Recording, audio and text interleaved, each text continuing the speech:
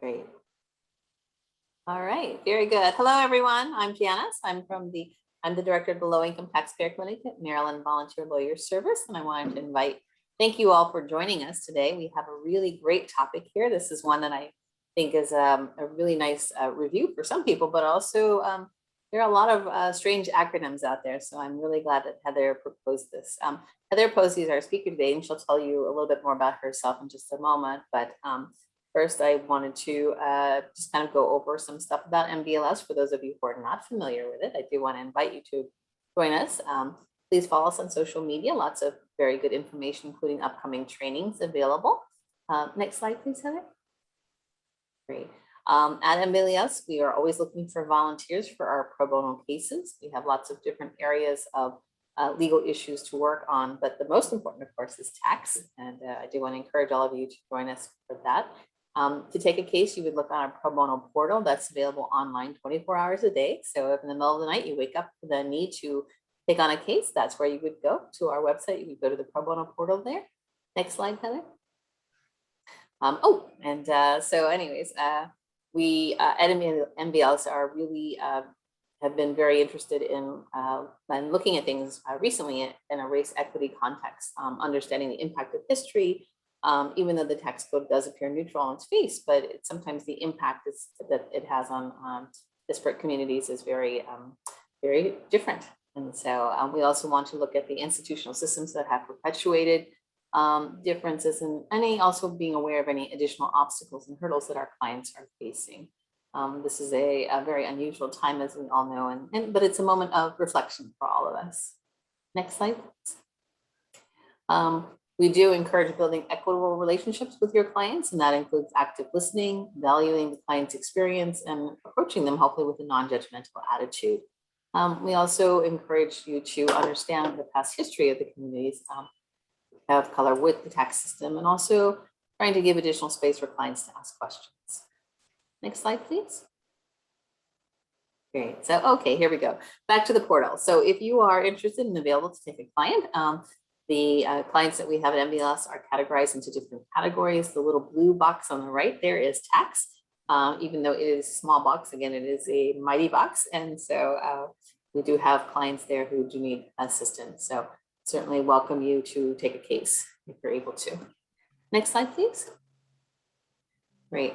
As a volunteer, not only do you get access to our recorded trainings like this one, and Heather has graciously agreed to allow us to post this training, but we also have lots of different trainings in other areas as well.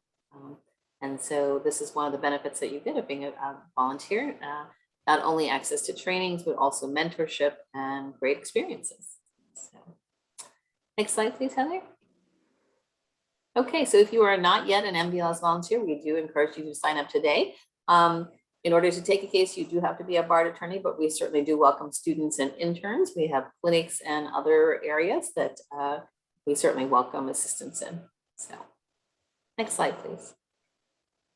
All right, I'm going to turn it over to Heather. Heather is our presenter for today, and Heather is a very modest person, but I do want to call attention to the fact that that Heather was our MVLS Young Volunteer of the Year award. She is an incredible volunteer, an incredible supporter and advocate of MVLS. So thanks so much, Heather.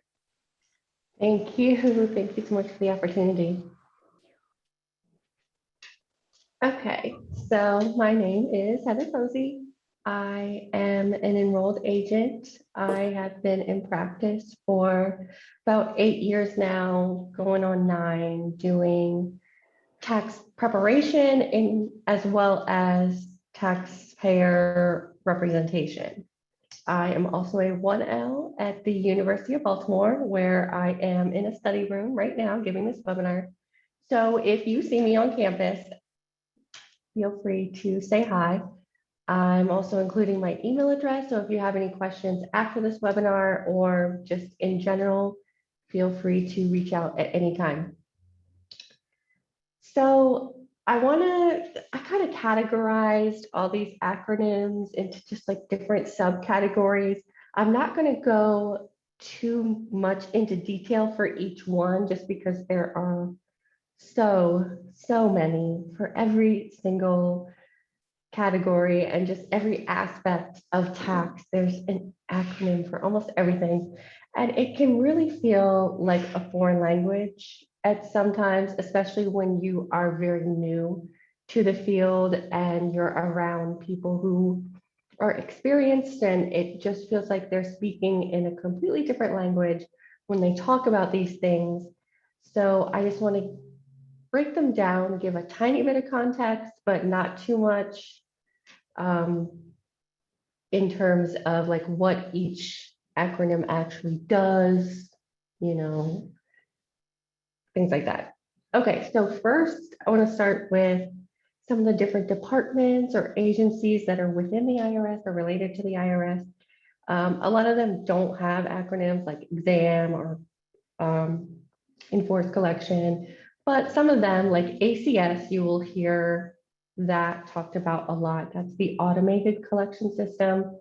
So it's kind of like a lower tier of collections. It's, you know, bills get sent out automatically to taxpayers, and then after a while they get put in collection status, but it's the automated collection system. And that's where the majority, well, I guess not the majority, but if you're working at a low income taxpayer clinic, it's definitely the majority of the clients are in ACS. CI is criminal investigation, and hopefully you won't have to deal with them so much, especially if you're doing representation of low income taxpayers. But if you do, then good luck with that. I could not do criminal tax. Anyways, okay, so AUR is automated under reporter, and that is when someone files their tax return, and then the IRS has a system that kind of matches the information that they've received from third-party payers and the information that was reported on the tax return. And then this automated under reporter notices can be generated when those two, I guess, databases are matched up against each other, and then they get letters sent out. So AUR CORR is automated under reporter correspondence. Of course, USTC is the United States Tax Court, and TAS or TAS is the Taxpayer Advocate Service. They are within the IRS, but they're more third party, like independent organization that helps advocate for taxpayers when they are unable to advocate for themselves through traditional means, or they have just, they're facing significant burdens.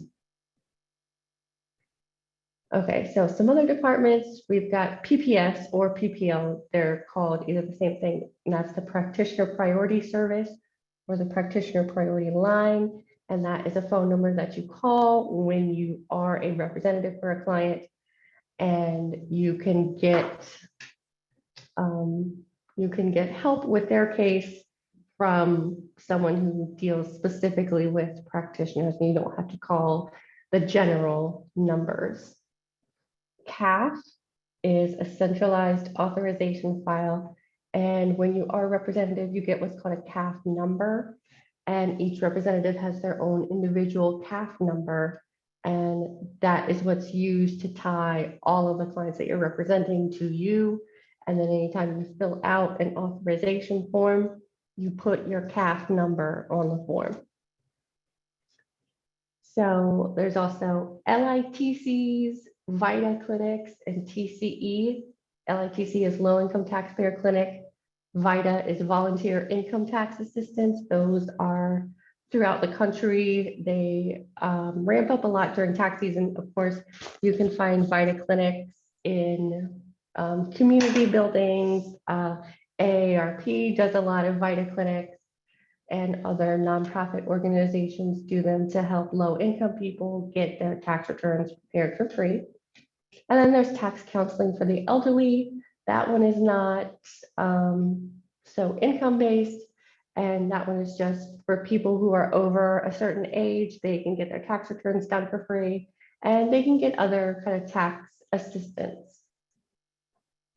TIGTA is a Treasury Inspector General for Tax Administration. They're kind of an oversight agency that just kind of analyzes statistics of what the IRS is doing, how many cases are getting worked in specific areas, maybe what certain focuses are. And then they also, I believe, Ppia is also involved in, not like prepare fraud, but like identity theft types of, those types of scams is where Ppia also gets involved. OPR is the Office of Professional Responsibility. This is who representatives for taxpayers answer to. And you do not want to get involved or get in trouble with OPR because they are, they have the ability to fine you, maybe sanction you, things like that. The National Taxpayer Advocate is related to TAS. Of course, TAS is an office underneath the National Taxpayer Advocate, and that is a single person right now, Aaron Collins, who advocates for the taxpayers and just the tax system in general, trying to make it more taxpayer friendly. Okay, so with tax law and tax returns, that I think is where the bulk of all the acronyms are. So I got a lot of them. So there's EIC/EITC, they refer to the same thing. It's earned income credit or earned income tax credit.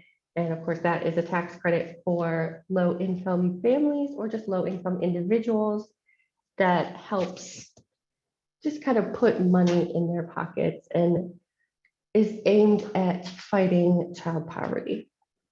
Then we've got the CTC and the ACTC, which are the child tax credit or the advanced child tax credit. Same tax credit, just kind of depends on someone's tax liability, whether they get one or both of those tax credits. One is refundable, one is not. And then there is the other dependent credit. This is for dependents that do not qualify for the child tax credit because they are older or they don't satisfy the relationship test. Then you can claim the other dependent credit for them. And that credit is non-refundable. And then in terms of education credits, we've got the AOTC, LLC, and then T and F. The American Opportunity Tax Credit, that is the large tax credit, that is for the first 4 years of post-secondary school. T and F is the tuition and fees deduction, which is scheduled to be eliminated for 2021 forward, at least as of last year's Consolidated Appropriations Act, but we'll see what happens because it changes every year. And then there's the lifetime learning credit. That is for after you have claimed the American Opportunity Credit. That one goes forever. It's indefinite, but it's a small credit. In terms of healthcare, we got ACA, the Affordable Care Act. Of course, that had a huge impact on tax returns. The SRP, or the shared responsibility payment, was the penalty that people had to pay when they did not have health insurance and they did not qualify for any of the exemptions. Of course, now the shared responsibility payment, it has been reduced to 0. So it's not exceptionally relevant now, but when you are representing taxpayers, some of them may have shared responsibility payments for prior years. And those are assessed and collected separately. Now, when you do the tax return, the bottom line figure, the tax owed or the refund, is inclusive of the shared responsibility penalty, but when IRS collects, they have to collect it separately. So taxpayers will get a bill for their tax liability and then a separate bill for the shared responsibility penalty. And we also have the premium tax credit or the advanced premium tax credit. And the advanced premium tax credit is the subsidy that people might get if they sign up for health insurance through the marketplace. And it's just a federal subsidy against the cost of their health insurance premiums. You can take it in advance, or you can take no advanced tax credit, and then just on your tax return, you might qualify for some premium tax credit, or you might not. you might get too much advance premium and then have to repay it. So for filing statuses, we've got MFJ, married filing jointly, MFS, married filing separately, qualifying widower, and head of household. And I don't really see people abbreviate single that much. If they did, it would honestly just be S. TP and SP is taxpayer spouse. Also on tax returns, we've got PTEs, which are pass-through entities. So that is going to be your estates of trust. It is S corporations and partnerships. Any entity that the tax is not paid at the entity level, it is passed through to the individual beneficiaries, shareholders, partners, whatever. That is a PTE. Then there's also publicly traded partnerships or PTPs. And they're also PTEs, but they're just a little bit different. It's a special status that they have being a PTP, and then of course they will send out K1s to all their investors. So in terms of, I guess, social, we got SSN, of course, for social. And ITIN is an individual taxpayer identification number. ATIN is an adoption taxpayer identification number. So that is when a child is adopted from another country or adopted straight from the birth parent. And you can get this temporary tax ID number for them until they get a social security number. And then just TIN in general is taxpayer identification number. And that is used for, as like an umbrella term for social ITIN, ATIN, or what's next, EIN, which is the employer identification number or the social security number of a business, essentially. Okay, so with tax returns, they normally go on, well, they have a tax year, which would be TY, and they're either on a calendar year, CY, or a fiscal year, FY. Most people that you're going to be dealing with are going to be calendar year taxpayers, but sometimes businesses and estates go on fiscal years. Okay, so then we've got some other acronyms in terms of businesses. So FICA is the Federal Insurance Contributions Act. This is where businesses have to withhold Social Security and Medicare. And then we have OASDI, which is Old Age Survivors and Disability Insurance, so Social Security. But sometimes you might see it listed out as either way. Sometimes on paychecks, you might see FICA, Medicare, or you might see Social Security Medicare, or you might see OASD Medicare. Then we also have FITW, SITW, so Federal Income Tax Withholding, State Income Tax Withholding. Then FUTA is Federal Unemployment Tax Act. This is Federal Unemployment. I should have put SUTA in here too, but that's State Unemployment Tax Act. And those taxes are levied on the employers, not the employees. And then we also have EE and ER. So when we were talking about payroll taxes, since employers they withhold the employee share and then they match that and pay that to the IRS. When we are talking about employer taxes, we normally split them up between EE and ER responsibilities. And then we also have FIRPTA, which is the Foreign Investment in Real Property Tax Act. And that just says if you sell real estate to a foreign individual, a non-US person, then you may have to withhold taxes. Or if you buy it from a non-US person, you might have to withhold taxes. So we also have Finsin and Fbar. Finsin is the Financial Crimes Enforcement Network. They are the federal agency that deals with financial crimes and failure to disclose foreign assets and things. FBAR is foreign bank account reporting. That's something that US persons that have foreign bank accounts over certain thresholds have to report their bank accounts every year. They're not taxed on it or anything, but they still have to report where they bank, how much is in the account, and any other signatories on the account. So FATCA, we have Foreign Account Tax Compliance Act.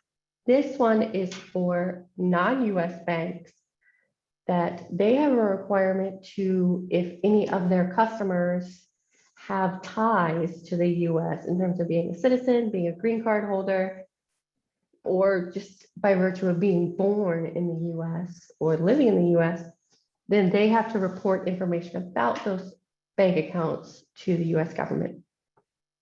And there's BSA, the Bank Secrecy Act. That one is more related to FBAR, but that controls or authorizes basically the IRS to mandate foreign account reporting or foreign asset reporting. Okay, so we've also got GAAP, which is generally accepted accounting principles. This one is more related to business return preparation, but it's something that does become relevant in that aspect. MEF is modernized e-file.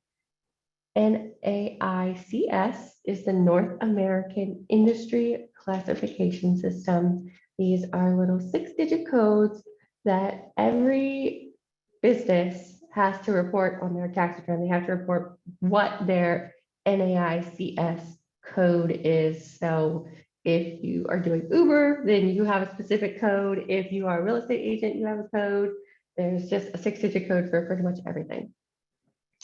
Then there's also qualified intermediary or QI. These are people, a lot of times attorneys, who facilitate what's called a 1031 exchange, or it's a tax deferred sale and purchase of real estate. All right, so we've got some other taxes. We've got AMT, which is the alternative minimum tax, NIIT or NEAT, which is the net investment income tax. That is a tax that was created under the Affordable, or to help pay for the Affordable Care Act. It is an additional, basically, surcharge on investment income for individuals with higher adjusted gross incomes. And then another AMT is the additional Medicare tax, also part of the ACA, which is basically just an additional tax, additional surcharge, basically, when individuals are above certain income limits. SALT, we talk about a lot. That is state and local taxes. That is going to be like your state tax withholdings, your state tax liabilities, your real estate taxes, your personal property taxes, if you live in a state that has that. And then also sometimes sales taxes too. SUT or SUT is sales and use tax. At least in the Maryland context, we use that a lot because that is what it's called in Maryland, is SUT. All right, so we've got STCG, LTCG, short-term capital gains and long-term capital gains.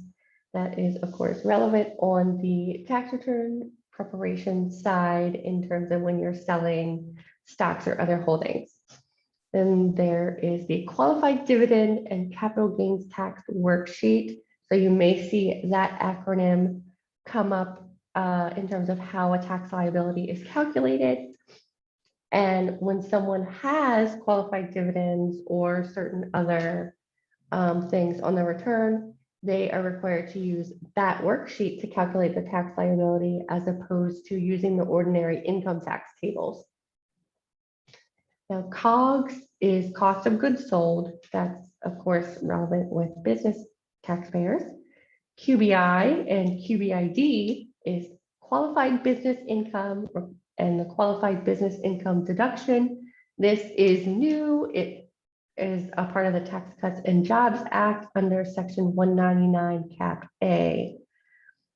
Also related to QBI is SSTB, or Specified Service Trade or Business, and those are very specific fields where their QBI deduction may be reduced at certain income thresholds if the QBI is coming from a specified service trade or business. And then last, with business taxpayers, we've got office and home. Of course, this one is done on the individual return, and it's more for very small business taxpayers who have a home office and use Form 8829 to compute that, but it's a lot of times called OIH. All right, so now we've got various tax law authorities, and the abbreviations for those, of course, you probably know IRC and CFR, the Internal Revenue Code, and the Code of Federal Regulations. IRM, we've got the Internal Revenue Manual. This is basically your Bible when you are doing taxpayer representation, so that you know what an IRS employee is required to do, because this is their employee handbook. I mean, it is humongous, and thankfully it is available online, and you can very easily search for how the IRS is required to act in certain situations. And if an IRS employee acts or takes actions that are contrary to what is written in the Internal Revenue Manual, then that can really help your client, because you can argue, no, IRM says you have to do this, and this is what we want, so do this. IRB is an Internal Revenue Bulletin. TC memo is a tax court memorandum. That is a type of tax court decision. Of course, we've got the tax court opinions, which are the top tier ones where they're really deciding a new, basically a new law, or they are, it's their first time looking at a specific area of law. Then tax court memos apply established or agreed on law to a new set of facts. And then we have the summary opinions, which are just, there's no question of law, and there's not much question of facts, and it's normally like a small case and kind of similar to a bench opinion. Then there's CCA, Chief Counsel Advice. This is when IRS's Chief Counsel is giving a very specific detail of what the IRS's position on specific things are. Revenue rulings and revenue procedures, or rev rules and rev procs. Revenue rulings are kind of substantive explanations of specific areas of tax law, while rev procs are more substantive, but they're about procedural areas. PLR is a private letter ruling. This is when a taxpayer requests that the IRS give them basically a private ruling on their specific situation, their specific transaction, and their set of facts. And these PLRs are binding on the IRS as long as the taxpayer very accurately discloses all of the information. However, they cannot be cited for other cases, and they cost a lot of money. It costs it's like tens of thousands of dollars to get a private letter ruling. I'm pretty sure it's very, very expensive. It doesn't happen often. It's only when there's a lot of money at stake. And then a TAM, a technical advice memorandum. This is also coming from Chief Counsel. And this is similar to a private letter ruling, but it's when someone in exam or appeals requests a specific ruling or specific advice on a very specific taxpayer's situation. And that is kind of a summation of what the IRS's position on that specific scenario will be. Okay, so for collections, we've got the NOD or the SNOD, or sometimes NOD or the SNOD. That is the notice of deficiency, or the statutory notice of deficiency. That is the ticket to tax court And it is when the IRS is formally saying, this is the assessment we are making. If you want to contest it, now's your chance. An RO is a revenue officer. They are higher up than ACS, or the automated collections. A case gets assigned to a revenue officer normally when there is a larger amount of tax involved, and they are an individual person that is tasked with pursuing collection from a specific taxpayer. And they have a lot more flexibility, a lot more authority when it comes to doing liens and levies and such on individual taxpayers. Okay, so Nftl is a notice of federal tax lien. Obviously, you get that after the IRS has filed a federal tax lien against your client. All right, so we've also got CAP, CDP, and EH, CAP being the Collection Appeals Program, CDP being collection due process, and EH being an equivalent hearing. These are somewhat similar ways to appeal collection actions, but they are relevant at different parts of basically the collections timeline. They offer different rights, and sometimes they are relevant for different collection actions. CDP hearings pause the collection statute, so the IRS cannot take any kind of collection action while there is a CDP hearing request, but with CAP, an equivalent hearing, that is not the case. All right, so for payment plans, we've got IA, which is an installment agreement. The DDIA is direct debit installment agreement. So as opposed to the IRS sending someone a bill each month and then they pay it, DDIA, the IRS just directly takes it out of your bank account on a specific date each month. And then there's PPIA, or partial pay installment agreement, when you or the taxpayer, you take a look at what their monthly income is, and they can't really make a huge payment, but they can pay something, and the IRS will agree, okay, pay us this much each month. And then by the time the collection statute expires, what you've paid is what you've paid. So if someone can't pay the full amount due by the time the collection statute expires, then it is what it is. They got a partial pay installment agreement. So they're paying some, but not all. And then of course we have CSED, ASED, RSED, the CSED being the collection statute expiration date, ASED as the assessment statute expiration date, and RSED as the refund statute expiration date. All right, so CNC is currently not collectible when someone has a balance and maybe you don't want to do, or you can't really qualify them for an offering compromise or anything like that.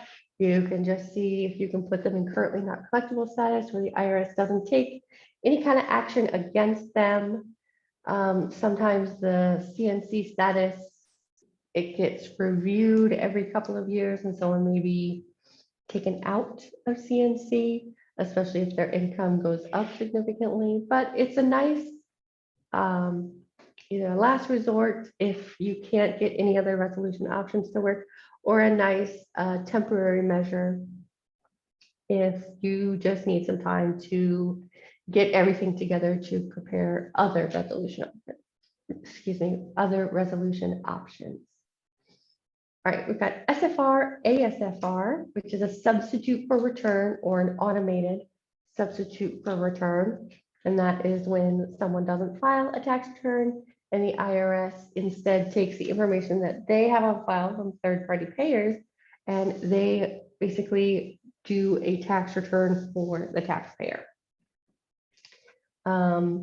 It can either be done kind of by hand by a specific person in the IRS, or it is automated and a person just gets, basically they get a notice saying, hey, if you don't file a tax return, this is what we've got for you. This is what you're going to owe us.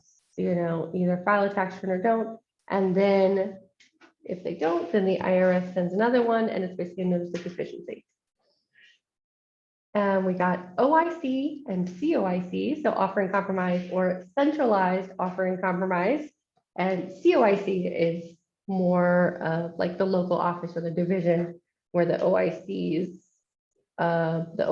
program is administered. When it comes to OICs, there are a couple different types. There's ETA, or effective tax administration. Got doubt as to liability, doubt as to collectability, and doubt as to collectability special circumstances. So of course, doubt as to liability, really easy. I don't think I owe this tax at all. And it's another way to contest the liability. Doubt as to collectability, that's what I would say is the most common, where you say, okay, they don't have that much money. This is what they've got. Can we do this instead? That is collectability special circumstances is when they might have a little bit more reasonable collection potential, but maybe based on very special circumstances, like they maybe have a disability or they have, I don't know, they can't really afford to take out another loan. Like if they have a home, if they have a little bit of equity in their home, but they can't afford to pay that loan, something like that. And then there's effective tax administration where someone does have the money or they have the assets to support fully paying their liability, but it would be inequitable to force the taxpayer to do that. It would not be an effective administration of the tax law. It would cause the public to lose confidence in our tax system, things like that. So maybe if someone has a lot of equity in a home, but that home is equipped with a lot of items to accommodate their disability, and they wouldn't be able to get another house like that. And so having to sell that home would create an extreme hardship for them. That would be an effective tax administration claim. Okay, so I already said RCP, reasonable collection potential, but that's when you're doing the offering compromise and you kind of take what their disposable monthly income is and multiply it by a certain amount of months. And then that's their reasonable collection potential. That's what you are arguing that the IRS can reasonably get from them. PCA is a private collection agency.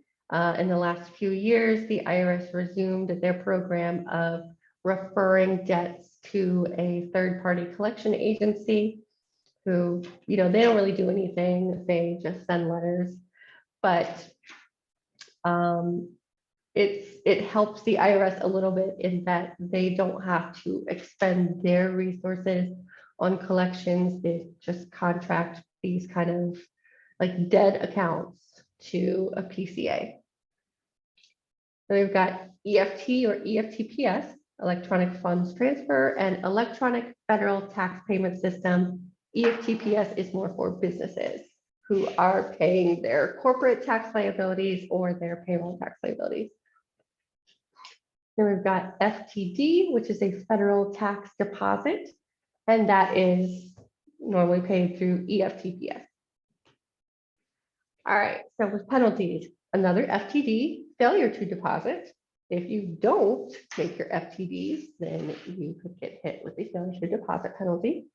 There's also failure to file and failure to pay.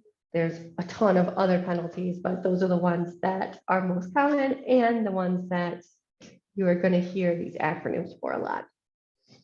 When it comes to penalty abatement, you can look into RCA, reasonable cause abatement, or FTA, the first time abatement. First time abatement, of course, there's some restrictions. They can't have any penalties in the past 3 years, but you can just do it. And then it's nice if there's just like 1 year and it was just one little thing. But for someone who is having issues with multiple tax years, reasonable cause is normally a better avenue if you can do it. And then there's Tfrp, the trust fund recovery penalty. This one is assessed against employers who do not pay the required withholdings for the payroll taxes. Of course, the employers owe the payroll taxes, but then a lot of times a responsible person will get hit with the trust fund recovery penalty, which is basically a punishment for abusing, your employees. Like, you withheld from your employees, but you didn't give it over to the government, you spent it. So it's a punishment. For audits, we've got TCOs, which is the tax compliance officer, TE is a tax examiner, and RA, a revenue agent. So tax examiner, those are the ones where it's normally an audit by mail. They just get a letter and they say, hey, we need you to substantiate this. And it's only lower level stuff like some business expenses, but a lot of times education credits and head of household and claiming dependents. Then there's the tax compliance officer. This one is mid-level. This one, the audit takes place at an IRS office. So the taxpayer or the representative has to go to the IRS office. And they sit there for normally about like 4 hours, I think is what it's scheduled for. And it's for higher level things, but it's normally things like Schedule Cs.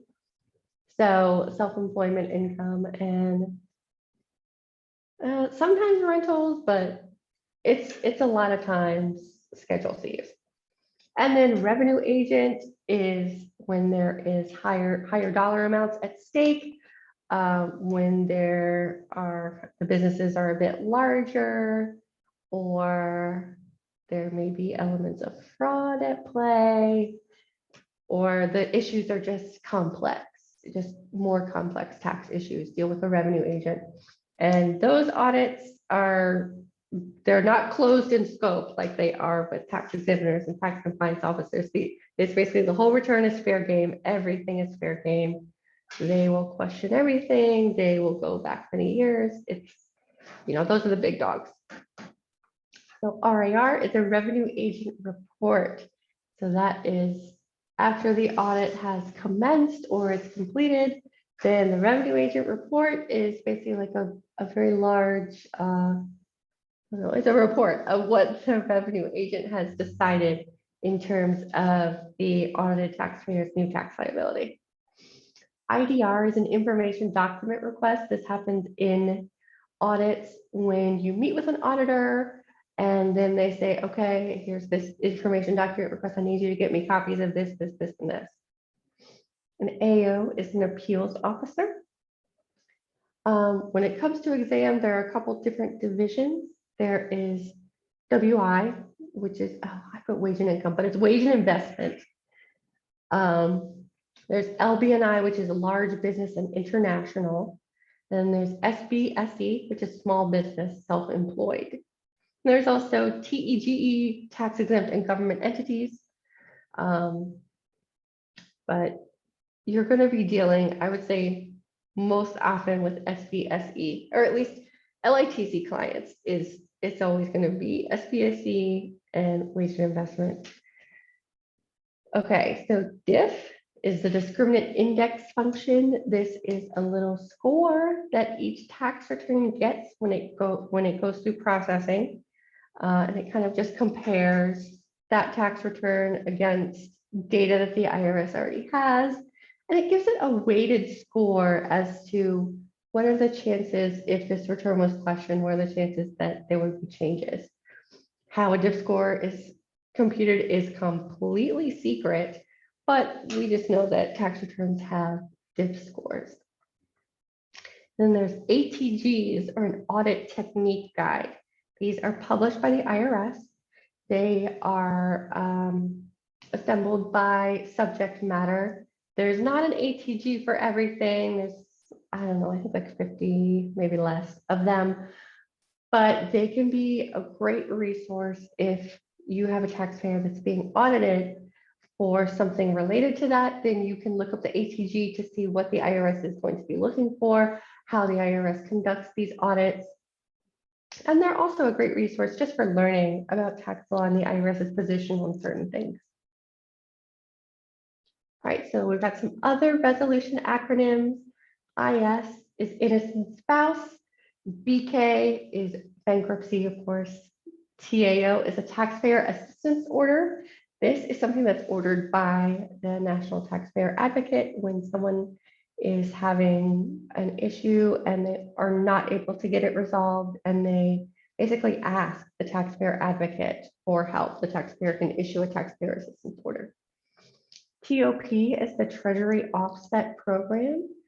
So that is when someone's refund gets taken and applied to past due tax debt, gets applied to student loans, gets applied to child support, things of that nature, like other government debts. And then OBR is offset bypass refund. This is when someone's refund is subject to offset and you're pretty sure that it will be offset, but they are experiencing a financial hardship and they really need that refund, or at least a portion of that refund. So before the tax return is filed, you get in contact with taxpayer advocate and you can request an offset bypass refund where they can basically bypass the Treasury offset program and give the taxpayer some or all of that tax refund, depending on how much of a hardship they can prove. All right, so some procedural acronyms. We've got FOIA, the Freedom of Information Act. I'm sure most of you, if you're in law school, you probably know what that is. But it is something that, at least in my practice, I use it a lot. When I get a new client who has been audited, or there's just something weird going on and the taxpayer doesn't really know what happened, like where this balance came from, or I don't know, maybe they were audited or there was an SFR, but we can't figure out, the transcripts don't show anything that would indicate it. I just go straight to FOIA. SAMS, we have Systemic Advocacy Management System. And this is when your client, there are issues that are going on that affects your client, maybe affects more than one client. And it's kind of a way to point out a systemic issue within the tax administration system. If you are on the American Bar Association's Tax Connect forums, with the pro bono forums, they are always doing SAMS requests because, someone has an issue and then another practitioner is like, yeah, we have this issue too. Let's do a SAMS and let's get them to kind of maybe fix this so this doesn't happen to other taxpayers. So POA, TIA is a power of attorney or a tax information authorization. POA is a form 2848. And tax information authorization is an 8821. 2848 allows you to act on the taxpayer's behalf. You have pretty much full authority for most things, except for, some things like signing their tax returns or negotiating their refund checks. And then tax information authorization lets you receive information, but you can't make any decisions or take any actions on the taxpayer's behalf. You can just pull transcripts or call and ask questions. All right, when it comes to transcripts, we've got IMF and BMF, the individual master file and the business master file. Of course, that's just individual and business entities. The IDRS is the Integrated Document Retrieval System. This is an IRS system that helps them access, things like the transcript or the there were some other things that I didn't put in here because they weren't really acronyms, like Tax Mod A or Infoli. They're just kind of IRS data, not transcripts, but similar to that from the IRS side in their computer systems. And then we got IRP, which is Information Return Processing. This is again on the IRS side when they are processing what's called an information return. So that is going to be the W-2, W-3s that are sent to Social Security Administration. That is going to be the 1099, 1096s that are sent to the IRS when someone pays someone on a 1099, or there's like the mortgage interest statements, the interest income, there's the stock information. information returns like business entity returns that have the form K1, the PTEs that have K1s, those are also a part of the information return processing. So that is basically when you are pulling someone's wage and income transcript, all of that information is coming from IRP, information return processing. All right, and I've got some state-specific acronyms from Maryland. There's the MSTL, the Maryland State Tax Lien. You'll see that a lot on, well, I see it most on Maryland Case Search, because that is actually something I would recommend doing when you get a representation client. So I do look them up on Case Search to see if they have any state or federal tax liens, because a lot of times they don't know. They have no idea what's going on. They don't know how much they owe. So if you can look up and see if there's any tax liens, you can at least get a good idea of how much they might owe, just as like a really precursor thing before I get authorization and pull transcripts. All right, we've got Qrdt. I talked about this in another webinar a couple of months ago, but that is Maryland's questionable return detection team. When they get a tax return and they don't really think it's legitimate, they think someone is being fraudulent, then the Qrdt steps in and they audit the tax return. And if you don't answer within a certain amount of time, they basically just throw the whole tax return out. All right, so we've also got SDAT, which is the State Department of Assessments and Taxation. It's not related so much to income taxes as it is to more business and real property related taxes, but it's still very, very relevant, especially, I mean, it is relevant to business taxpayers who have like LLCs or anything, because they have to do the personal property tax returns, or you can just use SDAT to look and see where a business is registered, if they're registered in Maryland, if they're in good standing. You can use SDAT to look up the property value assessment of a client's real estate. I think that is incredibly helpful when you are trying to determine their reasonable collection potential. All right, so some other states. FTB is the franchise tax board, that is California's income tax system. DOR is Department of Revenue, that is used in most states. I would say most states are Department of Revenue. Maryland's kind of weird to be called the Comptroller, and of course California is weird to be FTB. And New York is DTF, the Department of Taxation and Finance. And then this is just something I thought of, but there's the BERT and BPT returns. The business income and receipts tax is BERT, or the business privilege tax. And those are Philadelphia-based tax returns. But if you have a business, or if you do any business in Philadelphia, I mean, I have one client that has a rental property in Philadelphia, and I have another client who is a referee, and he does referee in a lot of different places. And he normally will do one game in Philadelphia, and we still have to do a BERT tax return for that one Philadelphia game. And he has to pay a separate little tax to Philadelphia for it. All right, so lastly, I've got non-attorney tax practitioners. If you are in the tax law field, you really should know these, because you're going to be dealing with these types of people a lot. Of course, EA, enrolled agent, probably the best out of all of them. They are federally authorized tax practitioners. They have to take a 3-part exam to become an enrolled agent. The exam is administered by the IRS, and they have continuing education requirements. You know, like a lot of other designations, there's continuing education requirement.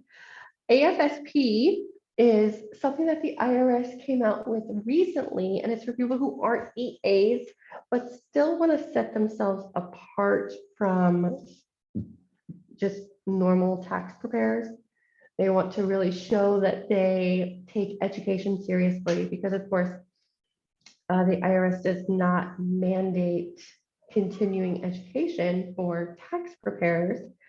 So And the IRS tried, down here I've got RTRP, the Registered Tax Return Preparer. The IRS tried to regulate tax preparers at one point, and they came up with this RTRP program and said that basically, if you don't take this exam and become an RTRP, you can't be a paid preparer. You can't do it anymore. So, but then they were sued by, I think it was the American Institute of CPAs. I'm not really sure who it was. But they were sued and they lost, and they had to scrap the whole RTRP program. So now they just have AFSP, which is voluntary, where you take a certain number of continuing education credits each year. And some of them, like for Maryland, since Maryland tax preparers have to be licensed and they have to take a test to be licensed, the IRS waives the annual testing requirement for Maryland-based AFSPs, but in other states, they have to take an annual test as well. It's like a 3-hour test or something. And it just tests you on general tax knowledge, and it's mostly more like tax updates. And we've got USTCP, United States Tax Court Practitioners. These are non-attorneys who sit for the tax court's bar exam that they have once every 2 or 3, this year, 3 years. It was supposed to be in 2020, but the coronavirus delayed that until this year.